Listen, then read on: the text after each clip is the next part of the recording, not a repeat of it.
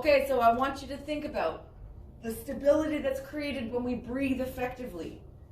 If I'm flaring out my ribs, I'm not creating the connection between the diaphragm, which is the powerful muscle of the abs, and the bottom half of the pelvic floor, basically. We're trying to limit the distance between the bottom of the ribs and the top of the pelvis. Don't forget, the pelvis is the place on the body where the body's always going to find balance. That's where everything stems from. So if my bowl is spilling over, I'm not creating much power and strength. However, the second I start to really create tension from the heel, driving right up, and then right up through my shoulder, then I'm giving my eyes a much better chance of seeing the danger.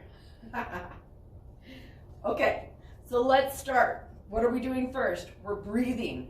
How are we breathing?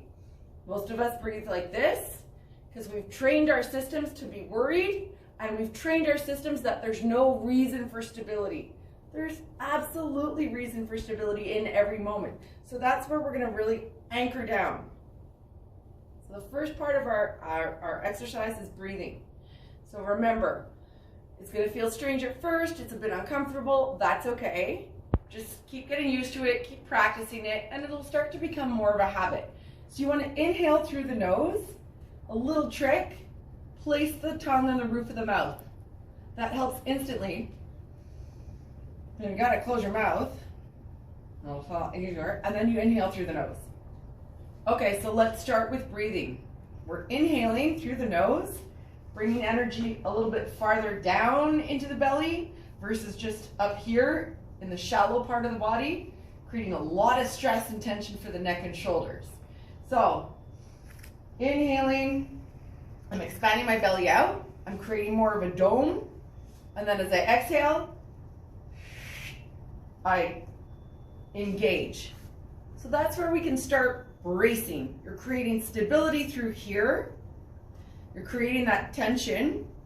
And then you're pulling the shoulders and the hips closer together and creating that trust. So again, let's talk about breathing. So we're inhaling through the nose, expanding the diaphragm and creating a nice dome shape, creating some stability through the ribs. And then we've set ourselves up. So think about this like the chassis of the car. Here are the tires, here are the tires. I'm not driving very well. Start by breathing. Next thing we're gonna do, create torque through the heels. Drive those heels into the ground. Drive them into the ground, screw your feet into the floor. What are you doing like that with that? You're activating the whole back of the body. It's such a simple, easy trick. It's a really great way of remembering, oh yeah, turn your glutes on. And then turn on, so you want to turn on your glutes.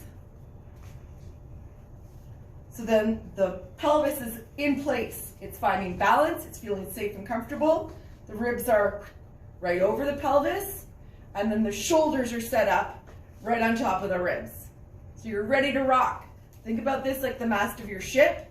You want to be able to handle the rocky waves that are coming at you. How are you going to do that? You're going to create the stability through the core. You're going to set yourself up, and then I'm already in place. Basically, what am I doing? I'm in standing plank. So if I were in plank like this, I wouldn't be getting very far. The second I start to create torque through my feet, driving the hands into the ground, or conversely, a little bit less intense for the shoulder, through the elbows, I turn on my glutes, turn on my abs, turn on my lats,